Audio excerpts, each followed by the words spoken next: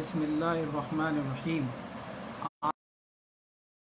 النبا جو 78 نمبر کی صورت ہے اور 30ویں پارے کی شروعات ہے، اس کی ایک رکوع ہو گئی تھی، یعنی 30 آیتیں ہو گئی تھی۔ 31ویں آیت سے آج دیکھنا ہے۔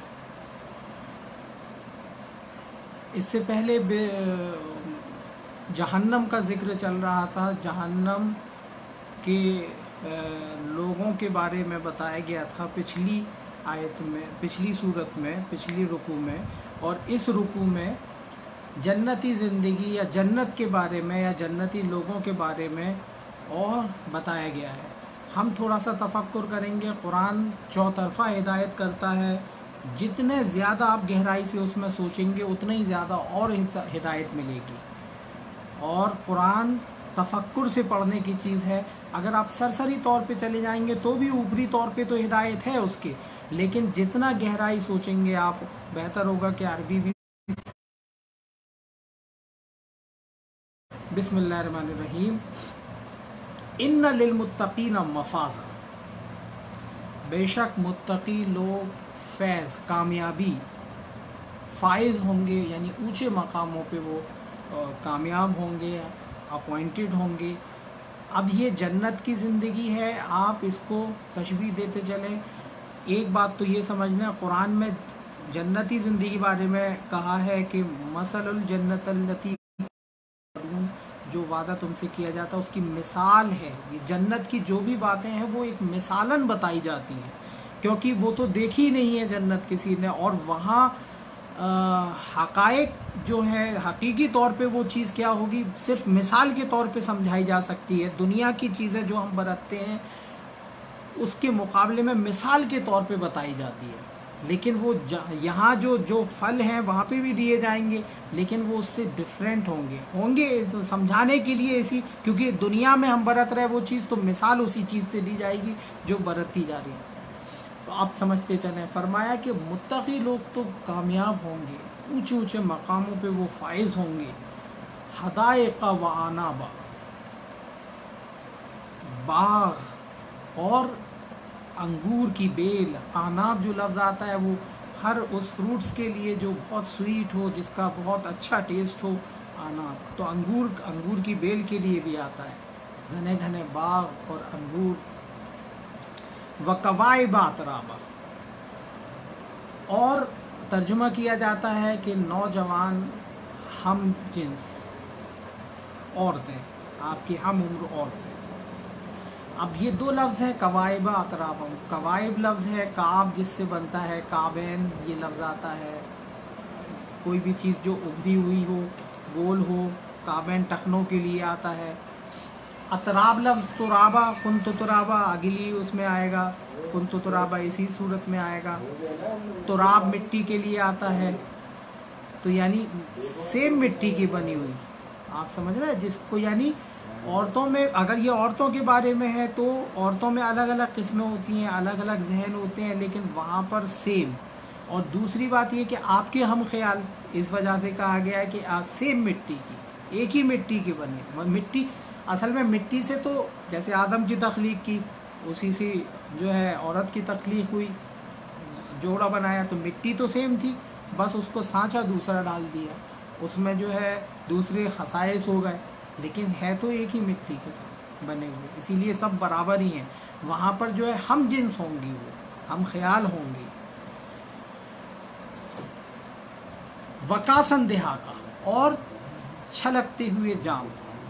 دہاق لفظ، کاس تو پیالے کے لیے آتا ہے، دہاق لفظ جو آتا ہے وہ تو اسی کے لیے آتا ہے کہ جو چھلکے بھی اور بالکل بہت، یعنی اس کو پانے کے بعد کسی اور چیز کی ضرورت نہیں ہو، کوئی کمی باقی نہیں رہے، دہاق۔ تو وکاسن دہاق، چھلکتے ہوئے جام، یعنی کمپلیٹ۔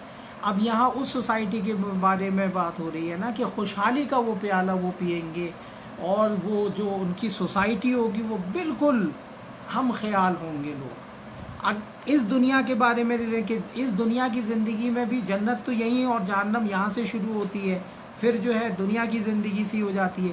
اگر آپ جنتی زندگی لے کے چلیں گے تو بات زیادہ سمجھ میں آئے گی کہ جنتی زندگی ہوتی کیسے ہے، وہ اس دنیا سے بھی ملتی ہے۔ تو اس میں اگر اس طرح سے قرآن کے مطابق اگر زندگی گزاری جائے گی تو آپ کی زندگی میں پھر خوشحالی دھیرے دھیرے آتی جائے گی. اور جس دن کمپلیٹ آدمی مومن ہو جائے گا اللہ کی بات پر تو پھر وہ جنتی زندگی جنتی معاشرہ ہی ہو جائے گا. اصل میں معاشرہ جو ہوتا ہے اسی سے ہی تو آدمی سب کچھ لیتا ہے معاشرہ. تو وہ جنتی معاشرہ بنانے کی فکر ہے کہ ویسے ہی جو جنت کی زندگی ویسی یہاں پر ہم خیال لوگ ہوں، سب ایک جیسے ہوں، کسی میں کوئی کسی کی برائی نہیں ہو، جو چیز ہو وہ کمپلیٹ ملے آدمی کو، پوری طور سے خوشحالی ہو، اس طرح کا. فرمایا لا یسمعون فیہا لغوا ولا کذابا، نہیں سنیں گے وہاں پر کوئی لغو بات اور جھوٹ خرافات. جو اس معاشرے میں اگر لغو اور جھوٹ اور خرافات ہے تو وہ معاشرہ جنتی ہو بھی نہیں سکتا ہے، کیونکہ جنتی زندگی کے بارے میں بتایا کہ وہاں پر کوئی لغو اور کذب نہیں ہوگا. اب آپ کوشش کریے کہ معاشرے سے کذب، جھوٹ، خرافات اور لغو چیز ہٹا دی جائے تو پھر یہ جنتی معاشرہ بن جائے گا. اور جب تک یہ چیز موجود رہے گی تو پھر وہ جہنم ہی میں رہتا ہے آدمی، کیونکہ جہنم کا ہر گوشے میں جہنم ہی رہتی ہے.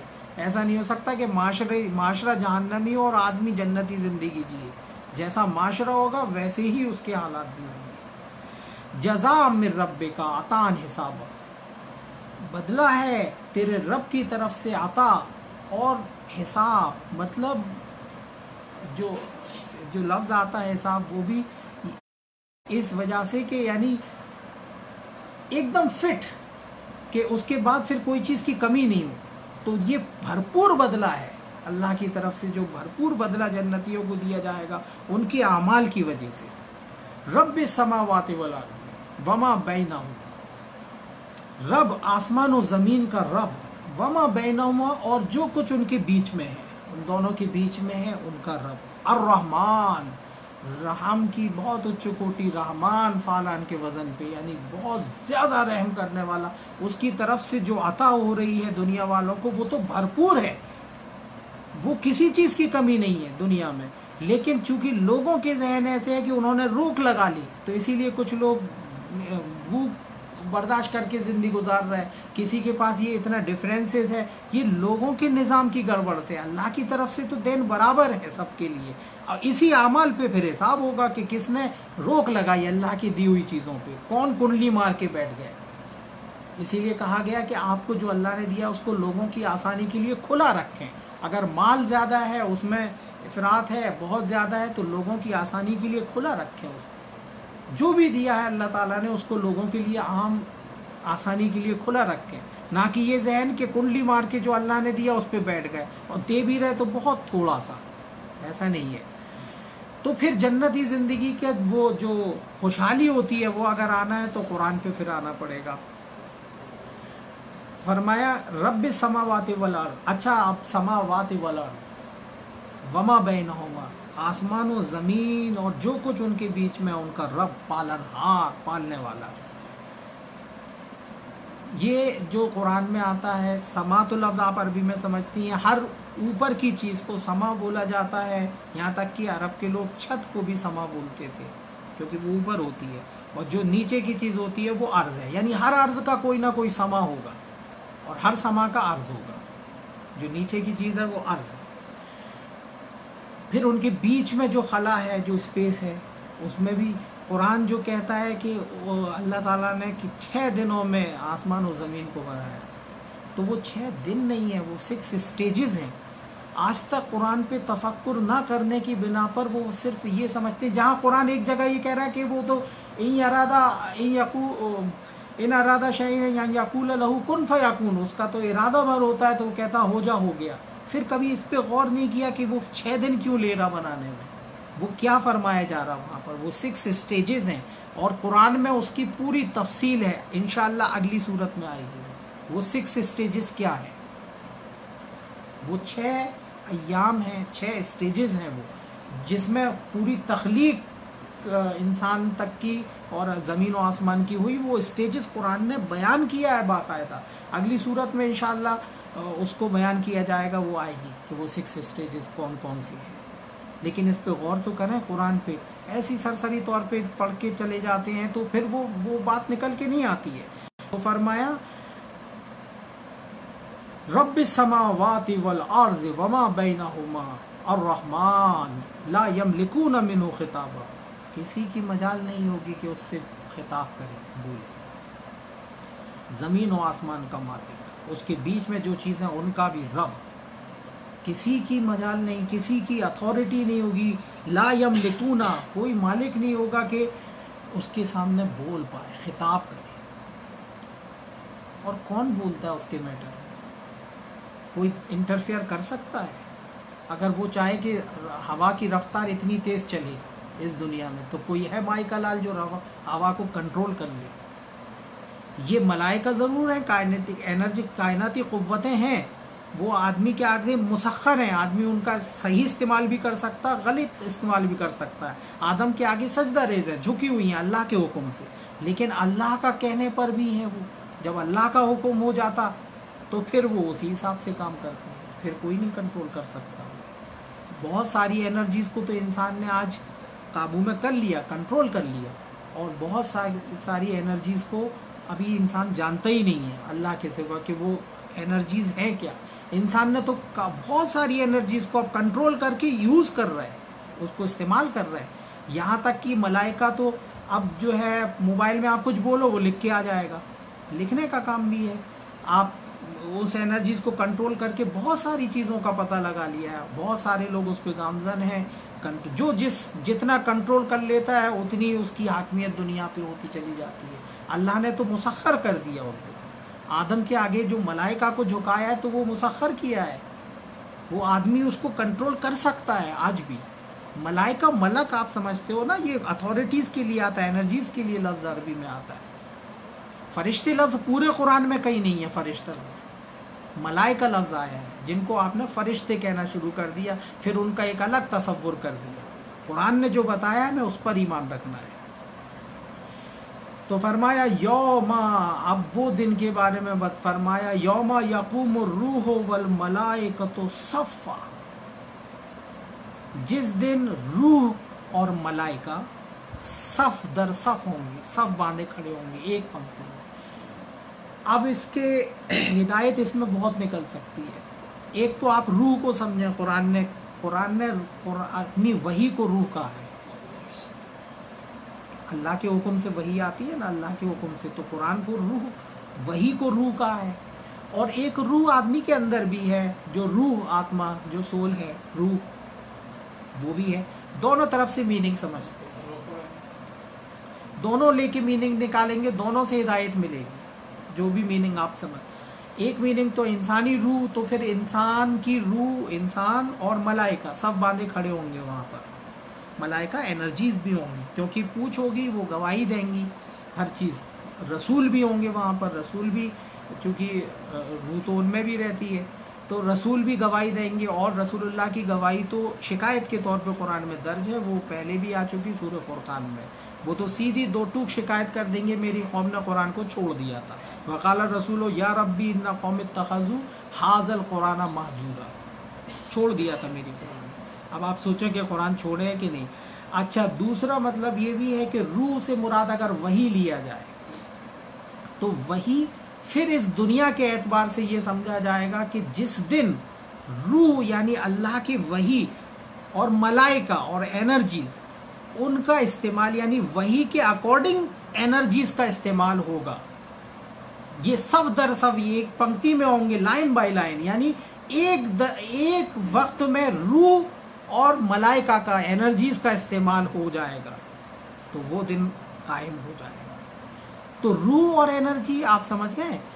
ابھی روح، انرجیز کا تو استعمال ہو رہا ہے، لیکن اس کا استعمال غلط ہو رہا ہے. جو لوگ اس کو کنٹرول کیے ہوئے ہیں، وہ لوگوں کو جھوٹ پھیلانے کے لیے یا دنیا میں پریشانی لانے کے لیے اس کا استعمال غلط نیت سے ہو رہا ہے. لیکن جس دن یہ کنٹرول کسی مومن کے ہاتھ میں آئے گا اور وہ وحی کے اکارڈنگ اس کا استعمال کر دے گا ان ساری چیزوں کا، اس دن جو ہے پھر جو ہے بول بالا ہو جائے گا، اور پھر یعنی وہی ہی پوری دنیا میں اس کے اکارڈنگ کام ہوگا. تو یہ بھی سمجھنا چاہیے اس سے کہ اس وقت کی پہلے کی بات ہے کہ دنیا میں ایک وقت ایسا بھی آ سکتا ہے کہ ساری انرجیز کا جو کنٹرول آج جو یوز میں ہے، لیکن اس کا کنٹرول وہی کے اکارڈنگ نہیں ہے، اللہ کے قرآن کے اکارڈنگ، وہی کے اکارڈنگ نہیں ہے، اسی لیے وہ جو ہے غلط اس کے ریزلٹس آ رہے ہیں سامنے۔ جس دن وہی کے اکارڈنگ ہو جائے گا اور کوئی ہوگا جو بھی اس میں آگے بڑھنا چاہے، اللہ تعالیٰ اسی کو توفیق دے دے، وہ جس کو چاہتا ہے دے دیتا ہے۔ تو جو آگے بڑھنے کی کوشش کرتا ہے نا، تو اس کے اکارڈنگ جب یہ ہونے لگے گا تو پھر فرمایا لا یتکلمون الا من اذن له الرحمن وقال صوابا، لا یتکلمون، کوئی بھی کلام نہیں کر پائے گا سوائے رحمان کی اجازت سے، اور وہ صحیح بات کہے، وقال صوابا، حق بات کہے۔ اب آپ یہ سمجھیے کہ وہ پیریڈ، وہ اسٹیج ایسی ہوگی کہ پھر وہی کے اکارڈنگ ہی کام ہوگا اور کوئی انٹرفیئر نہیں کر پائے گا اس میں۔ جو کام کرنے والے ہوں گے وہ وہی کے اکارڈنگ کام کریں گے، وہی کے انوسار، وہی کے مطابق کام کریں گے، اور کوئی انٹرفیئر نہیں کر پائے گا سوائے اس کے جو وہی کے ہی رحمان کی اجازت سے ہو، یعنی وہی کے اکارڈنگ ہی ہو، اللہ کی اجازت سے ہی کوئی انٹرفیئر ہو، یعنی وہی کے اکارڈنگ انٹرفیئر ہو تو ہی انٹرفیئر ہو پائے گا، اور کوئی اس میں دخل اندازی نہیں کر پائے گا، وہ ایسا رولنگ ہوگا، اور وہ حق بات کہے گا، یعنی اس کی بات وہی کے اکارڈنگ ہوگی، وقال صوابا۔ لیکن اگر حشر کے میدان کے حساب سے یہ آیت لیتے ہیں تو پھر یہ بھی نہیں نکلتے ہیں کہ اس دن جو سب باندھے کھڑے ہوں گے تو کوئی بھی بول نہیں پائے گا سوائے اس کے جس کو اللہ اجازت دے۔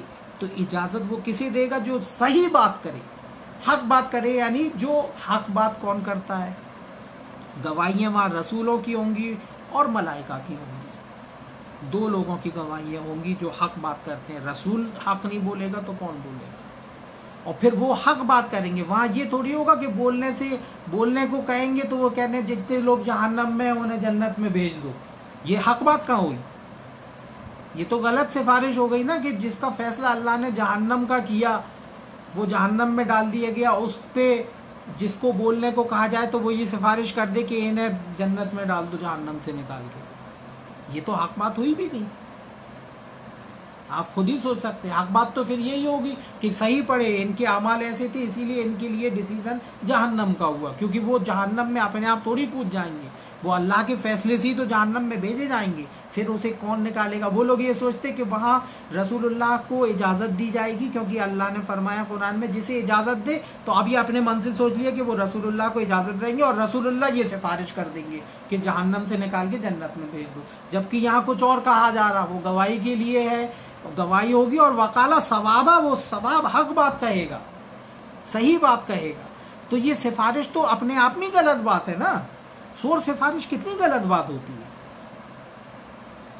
سفارش کرنا، سفارشیں تو وہاں ہوتی ہیں جہاں انصاف نہیں ہو رہا ہو، وہاں سور سفارش چلتی، جہاں ایک نمبر میں کام ہو رہا ہو تو اللہ کیا کوئی بے انصافی نہیں؟ اللہ عادل بھی تو ہے، جیسے اعمال ویسی سزا۔ تو اعمال گڑبڑ کرے، اس میں جہنم میں ڈال دی گیا، پھر اس کو جو ہے جنت میں بھیج دیا، جہنم میں رہا نہیں وہ، تو یہ تو غلط بے انصافی ہو گئی نا۔ اسی لیے ہر قوم یہ بنائے رہتی، پھر اپنے اعمال بگاڑے رہتی کہ ایک نہ ایک دن تو جنت میں جائیں گی، تھوڑے دن جہنم میں چلے جائیں گے اپنے اعمالوں کی سزا بھگت کے، کیونکہ کلمہ گو ہے، اور ہر آدمی اپنے آپ کو کلمہ گو سمجھتا ہے۔ یہودی بھی کلمہ گو سمجھتے کیونکہ وہ رسول کو مانتے، موسیٰ علیہ السلام کو مانتے، اور عیسائی بھی سمجھتے، وہ بھی کلمہ گو سمجھتے اپنے آپ کو، وہ بھی رسول کو، مسلمان بھی سمجھتے، تو پھر تو کوئی جہنم میں جائے گا ہی نہیں۔ سب ہر آدمی کے پاس کچھ نہ کچھ کہ اس کی دھرم کی کتاب تو ہے جسے وہ مانتا ہے، اور اللہ کو بھی مانتا ہے وہ، لیکن قرآن یہ کہہ رہا ہے کہ شرک کے ساتھ مانتے ہیں۔ دنیا اللہ کو مانتی ہے لیکن شرک بھی کرتی ہے، اللہ کو شرک پسند نہیں ہے۔ ذالک الیوم الحق، یہ ہوگا حق کا دن، یوم الحق جس کو کہا ہے حق۔ اب دنیا کے حساب سے لیا جائے تو حق ہی حق رہے گا اس دن، اور آخرت کے حساب سے لیا جائے تو وہ تو ہے ہی حق کا دن، جس دن تو فیصلے کا دن ہوگا، وہ تو حق ہوگا، وہاں پر سچ ہوگا، سب کچھ حق ہوگا۔ ذالک الیوم الحق فمن شاء اتخذ الی ربہ مآبا، تو جو چاہے اپنے رب کی طرف ٹھکانہ لے لے، اب چھوٹ دے دی، آپ کو اختیار ہے، چاہے تو آپ اپنی مرضی سے دنیا کی زندگی گزارتے رہو، ایک دین کا اوڑھنا اوڑھے رہو، قرآن زندگی بھر نہیں پڑھو، کوئی نہیں کہے گا کچھ بھی، کوئی نہیں آئے گا جو آپ پہ زبردستی آپ کو قرآن آپ کو سمجھانے کی کوشش، جب تک آپ خود سے آدمی نہیں بڑھے گا۔ اور جو چاہے گا تو اپنے رب کی طرف ٹھکانہ لے لے، وہ اللہ کا کلام اس کے پاس موجود ہے، وہ ایک ایک آیتیں پڑھے سمجھے، سب کی سنے، اپنی عقل سے فیصلہ کرے۔